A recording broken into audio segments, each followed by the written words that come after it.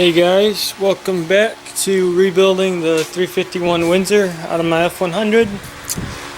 Just a little bit of an update here. I've been cleaning a lot of stuff. The pistons have cleaned up pretty nicely, so that's good. I had the crankshaft mic'd out and it is still within specs, so I'm just going to have it polished up and put new bearings on it. Like I said, the bearings for the crankshaft are 0.04 under. That's for the main caps, and then for the rod bearings they're 0.03 under. So I actually have those bearings in. I have the rings for the pistons already, and I have a gasket kit in. Like I said, I cleaned up the oil pan, cleaned up the valve covers and stuff. I was gonna repaint it, but I'm thinking it'll match the truck better if it goes in there with all this beat up paint. I cleaned up this head. I've done a lot to it. You can see I ported the exhaust ports, so nothing special. I just widened out those holes and put a radius on them, and then I also did it. I took the valves out, cleaned all the valves up and everything, and radiused out all the hard edges inside the valves, inside where the valves are. And then I also ended up lapping all the valves, so everything is in really good shape now. The engine head came out super clean. I'm really happy about it. Obviously I still need to do that one. And then I was measuring the camshaft lobes, and I figured out this camshaft only has 240 thousandths lift, 0.24 instead of 0.26 like a Windsor's supposed to have. So either it's super ground down, or it's like a stock 302 camshaft. So I actually ordered a new camshaft from Summit. I think the specs on that are 280 intake and 290 exhaust, but when that gets in I'll show y'all. And then of course I got new lifters too.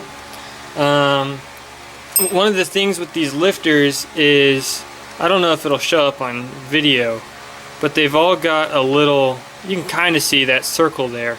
They've all got a divot in them from being so worn down.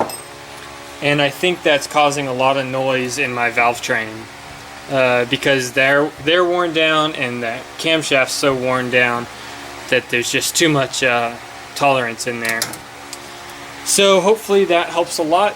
On this head that I haven't ported yet, you can see basically where all the carbon is from the gasket and going into the headers, which is about what I ported on the other head. I just kind of widened it out and smoothed down those edges so that it is a lot smoother of a transition. So I'll do the same thing on this head as I did. I'll port the runners and everything, lap the valves, clean it all up, and it should be good to go. To an engine rebuild, I also had my transmission rebuilt. So we have a new torque converter for the transmission. The transmission is an AOD. I think it's from like 92. The torque converter doesn't have a clutch in it. I've heard a lot about the clutches in the AOD torque converters just kind of causing problems. So when I had it rebuilt, he got me an improved torque converter and then rebuilt the AOD. The problem with it was reverse went out. Turns out there was a forward band on the reverse drum, so of course that would make reverse go out. Other than that, I really like the transmission.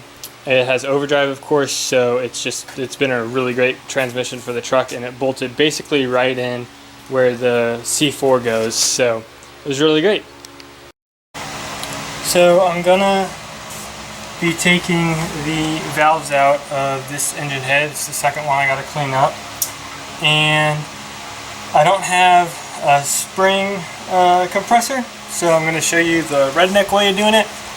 But basically that small inner black ring gets stuck on the the spring retainers. And so in order to get that broken off there, I use a C-clamp and a wrench. And the wrench basically goes around it like this, and you make sure the edges of the wrench are on just the outer retainer and that black piece, and not the gold or silver part. And then clamp it down with the C-clamp. I take a little rag and put it on this so that it doesn't scrape up the valves or the inside of the cylinder head.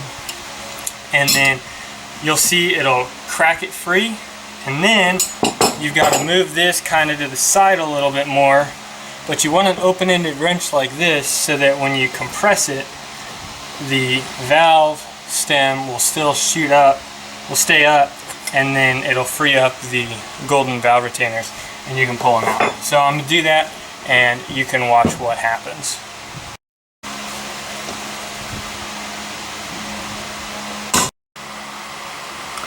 Well, obviously that was the black inner retainer cracking free, but now you can see the top of the C-clamp is actually on top of the valve stem. So what's got to happen is you got to scoot the C-clamp over like this. Don't worry, it gets sketchier. And then basically hold the other end of the wrench so that the whole thing stays flat, and then keep clamping down on the C-clamp. But it will free up the golden clips in there.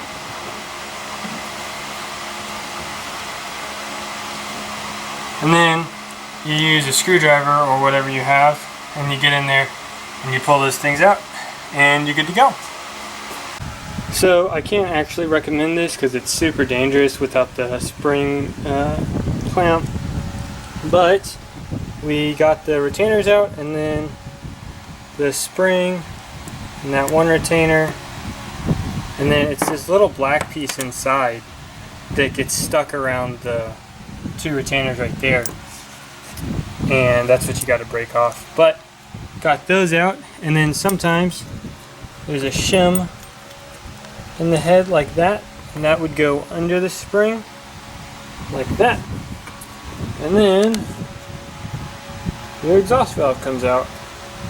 And I'll clean these up with a wire wheel, making sure to get all the debris off them, and then I'll also use parts cleaner on all that.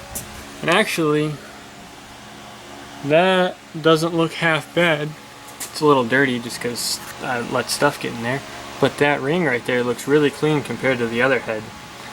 Anyways, so I'll do that to the other 8 valves in here, and then we'll start cleaning and porting.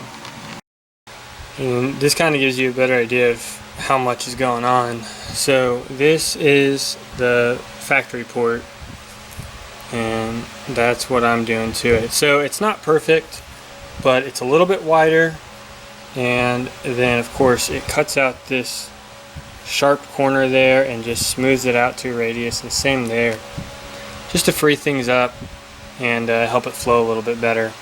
And then I'll show you what I'm doing on the valve side. And here's the deal with that. This is a exhaust port that hasn't been ported, and basically all I'm doing is like stuff like that with a sharp edge that would inhibit flow. You can see I've ground that down and smoothed it out.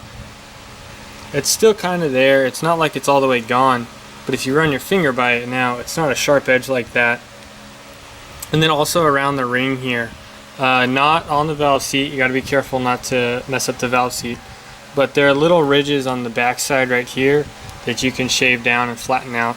That'll just help flow. And then you can see also on the intake, like there's that line there that's a ridge, and then there's this line there that's a ridge, and then there's a rough ridge up on the top of it too. And so I've come in here and I've smoothed that down nicely, and then gone around just like the exhaust valve and come up here and smooth this down, all to just help everything flow a little bit better. So that's about all I got for today.